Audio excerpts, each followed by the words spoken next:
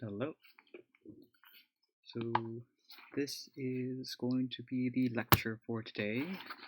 It gives you more practice for the classwork. We are going to review the zero product property, and as an extension, I'm going to talk about the more factoring things. So in front of you, if you want to pause, here's the first page of notes that I will go over. This is the second set of problems. And then this is the enriched practice for you to factor these. So you may want to pause the video, work through these yourself, then start the video again. So I'm going to work through these and narrate through my process as I go through it. This is the part everyone should know about the zero product property. So quick do now. Are these following statements true or false? For this one, 10 times 0 equals 0. That's true. 2 times 6 does not equal 0. That's false. Next one, 0 times negative 5 equals 0. That's definitely true. Negative 3 times 7 being equal to 0, that's false. What must be one of the factors for a product to equal 0? So this summarizes the 4 do now problems that I gave. Switch this back. That should be easier for you to see. Okay. One of them, what must be one of the factors for a product to equal 0? It has to be 0.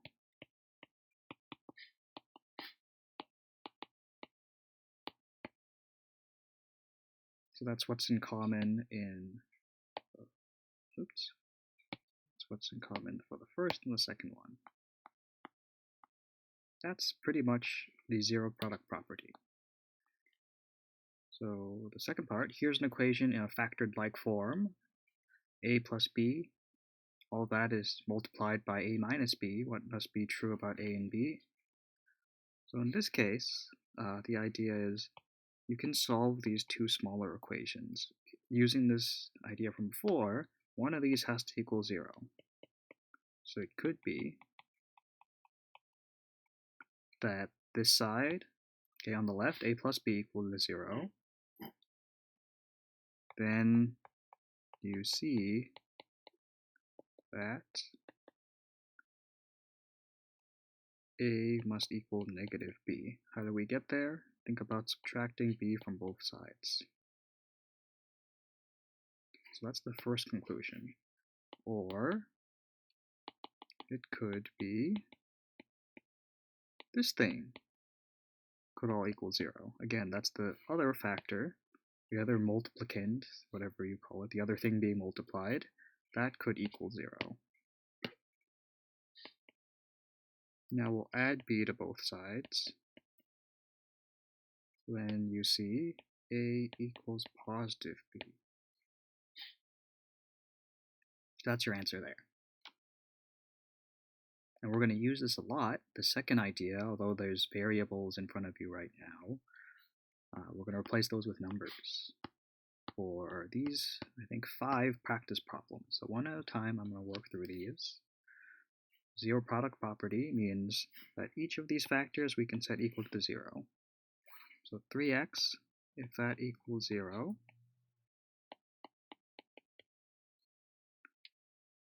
okay, then what does x have to be?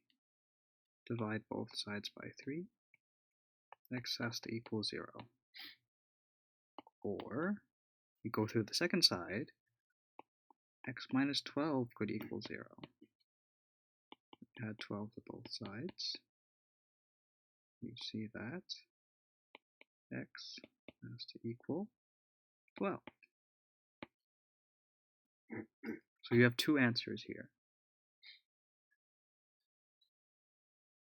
Now these are known as your solutions, also known as your x-intercepts. Because although it doesn't look like a quadratic, if you multiply it out, these ones, they will be a upward opening curve like that, with one of these things being at 0 the other one being at 12. Something like this, okay? As a reminder of what we're doing. Here, our second example, it gets a bit more complicated, but you repeat the process. One of these factors must be 0. So you have two solutions. It could be this, or it could be this one. Let's add 2 to both sides, or minus 2 to both sides. Y could be equal to 2. And over here, we're going to add 5 to both sides. We see that y could equal 5.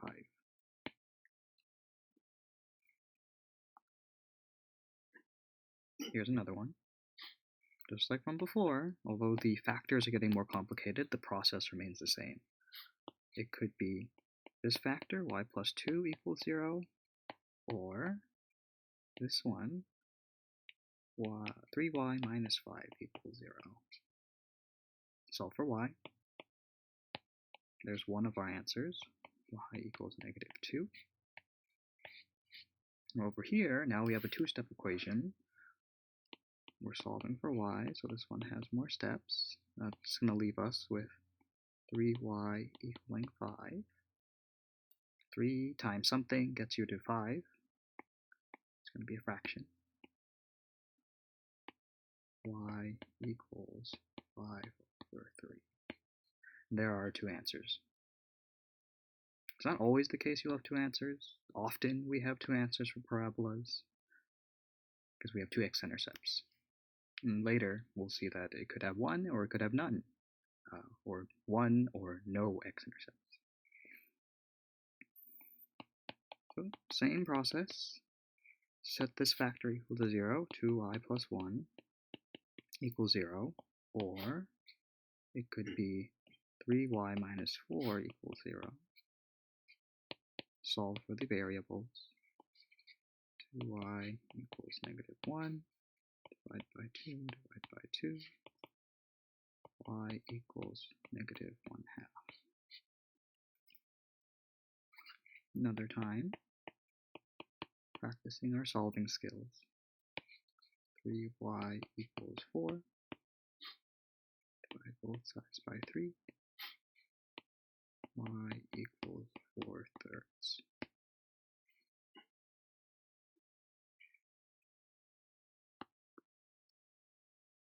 Here's part D. I hope you're seeing the pattern here.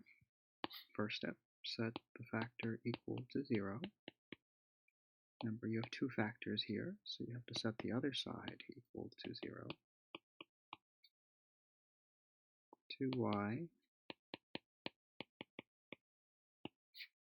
equals 7. Divide by 2. Y equals 7 over 2.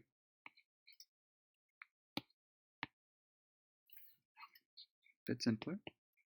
Take away 6. Y equals negative 6. That's your second answer.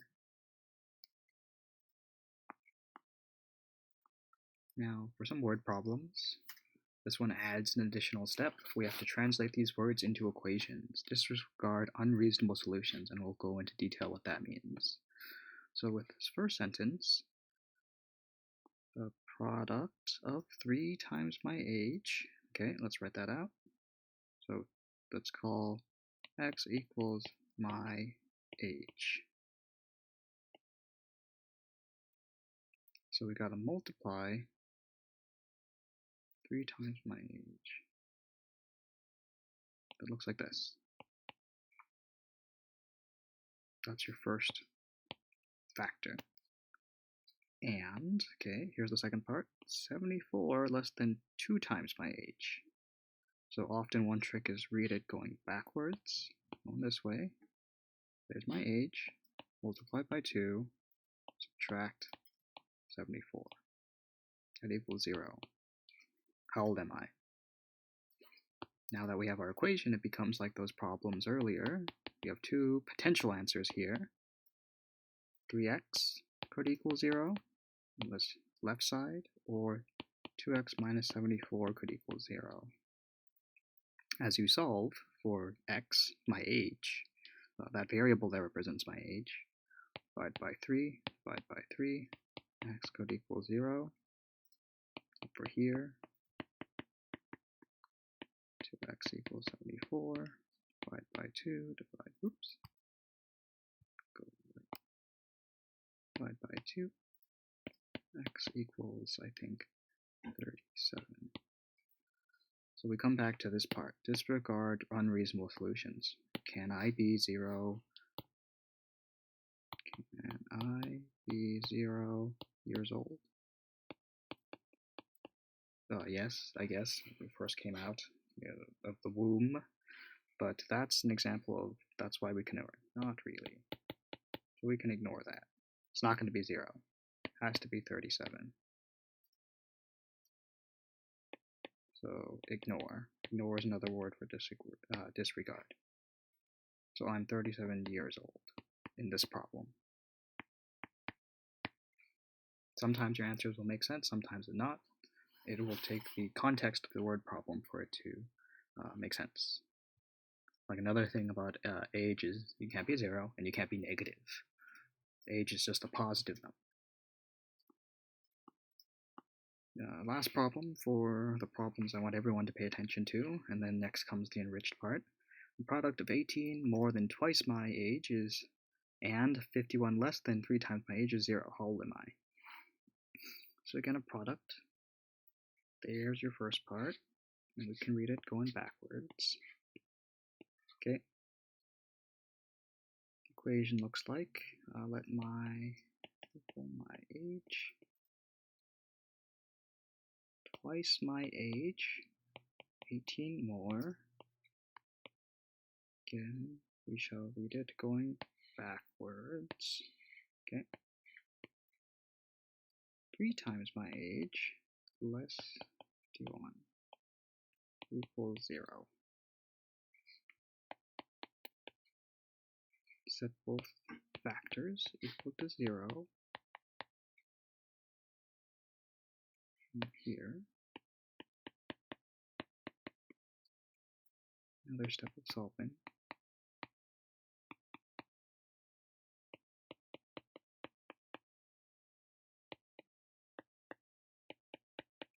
Okay, now can I be negative years of age? Does make sense.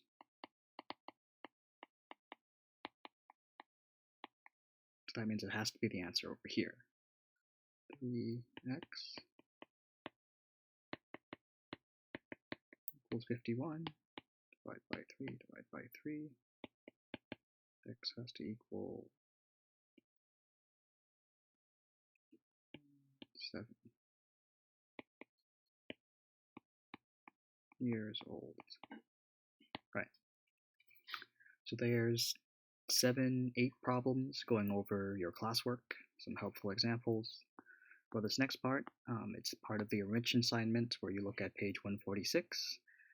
It involves factoring more complicated polynomials. So most of you, you can tune out at this point, go do your classwork, but others you may want to pay attention as we review factoring. So in this problem, you have x in both terms of your polynomial. Let's take that out. They have that in common. Okay, we'll do it one step at a time. So the first one could look like this. Some of you may already see that there is more present. Then you see that 27 and 7 have something in common. You can factor out another 7 or another number factor, okay, and you get something that looks like this. Some of you may have skipped this step and went straight to here. That's fine. I'll do it one step at a time. For this one, you may notice this is a difference of squares, not a perfect square. So some of you may take the shortcut. 7x is then equal to x plus 2, x minus 2. Notice it is not x plus or x minus 2 squared. Right, it's not this. because that's the perfect square. It gives you x squared minus 4x plus 4. You notice it has 3 things there, so don't do that one. Okay, here's the answer to this first problem.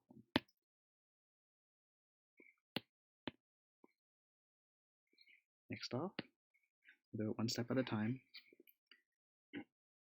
First, we factor out, what do you see first? I see 3 isn't common this time around.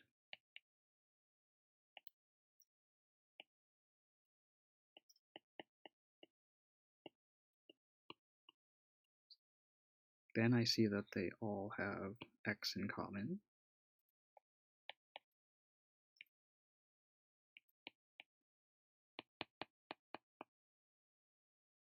Oh, look at that. Now it's a perfect square. So if you look up at the example I crossed out, there's your x squared. Oh, it's very close. X squared plus 4x plus 4. So now it's plus 2 plus 2. We can rewrite that x plus 2 squared. If you draw your box and your diamond, I'll do so in this. Oh no, well, skip it. You can draw box and diamond to confirm.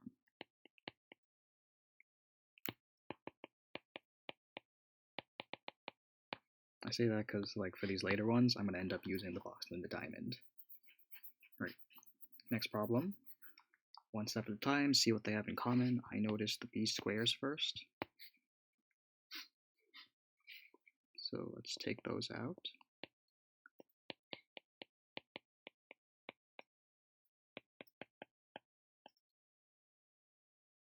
And then we notice on all the multipliers, we have 4 in common, so we can take those out next.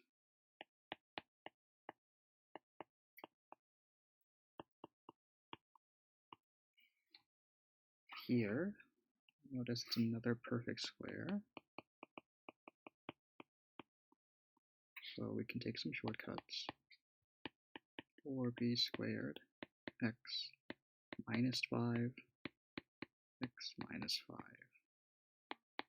which looks like 4b squared x minus 5 squared.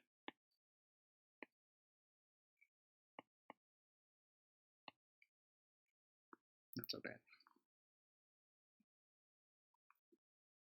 Next set of examples, it will get more complicated now.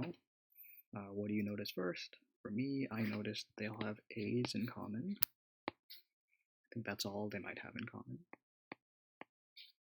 So here I'll take out those a's.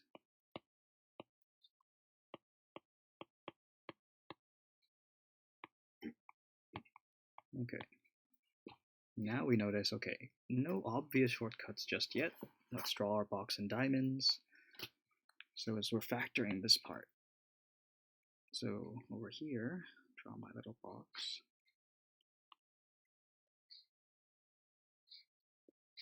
We have 2a squared,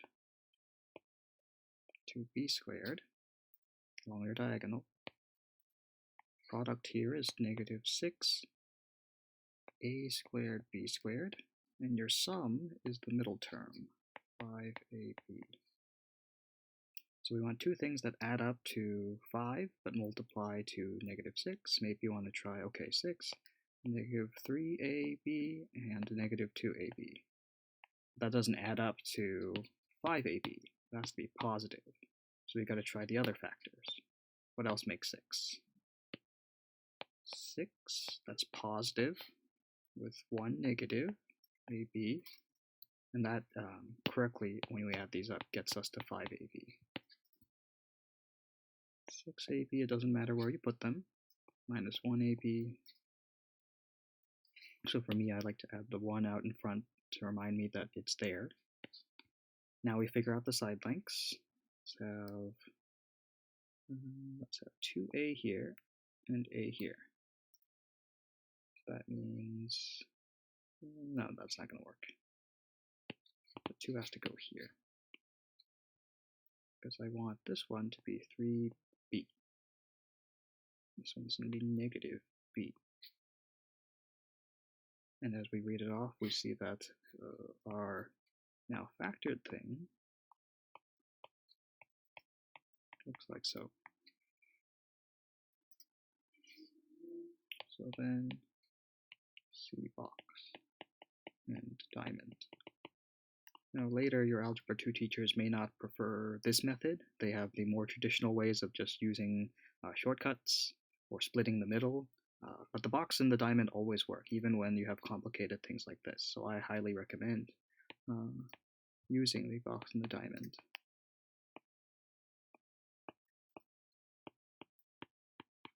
Okay, that's my answer here.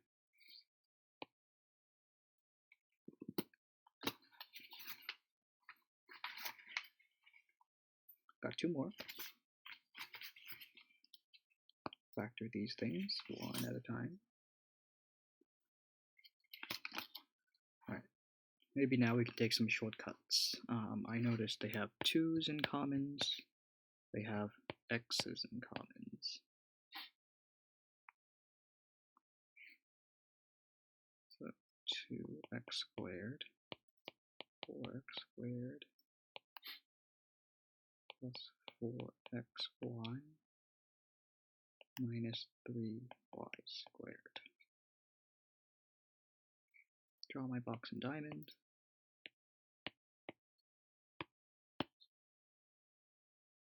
(4x squared) negative 3y squared gives me negative 12x squared y squared, adding up to 4xy. 6xy minus 2xy. Oops. Let's put the 6 here. Negative 2xy here. 2x, so x, 3y, negative 1x. No, not x, 3y.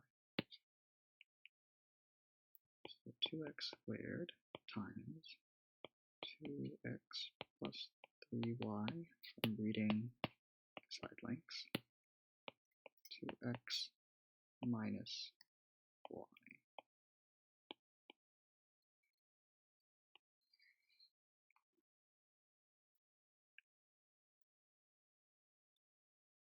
Last one. Move this up a little bit. Probably going to need the space. What do we notice? Nothing much right now. This one is the harder one. So maybe if we're clever in how we factor, we'll see things in common. So for me, I notice in this first part that there's some things we can take out, like an x squared.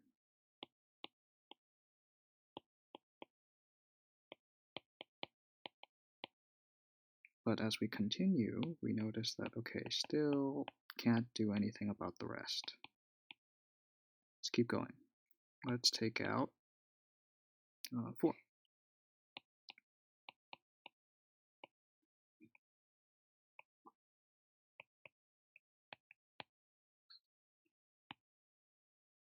And on this side, we want to get here because I see it.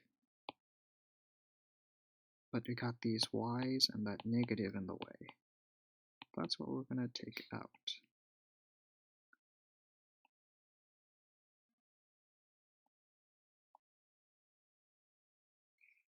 Let's make these operations clear. It's going to be plus negative y squared plus 2b, like that. Now we have these two things in common. So I think for this one, the hardest problem yet, it's a bit hard to see where these two things come from. Okay, notice this is one of the factors. It's the same factor, therefore we can combine these two parts. Notice I emphasize this minus because that's likely where a mistake could have occurred when you made it plus. And then I see this as another difference of squares. So that leads you to your final answer of minus y plus y, 3a plus 2b. Oops.